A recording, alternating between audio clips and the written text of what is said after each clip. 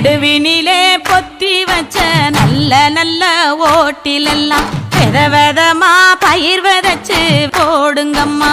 வித விதமா பயிர் விதைச்சு போடுங்கம்மா.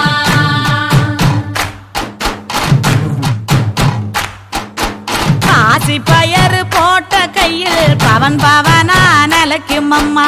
கட்டாம்பயறு போட்ட கையில் தரணி எல்லாம் கிடைக்கும் அம்மா. கட்டாம்பயறு போட்ட கையில் தரணி எல்லாம் கிடைக்கும் அம்மா. தானானே தானானே தானானே தானானே. பயறு போட்ட கையில் ஒச்சி பினி ஒழியும் அம்மா.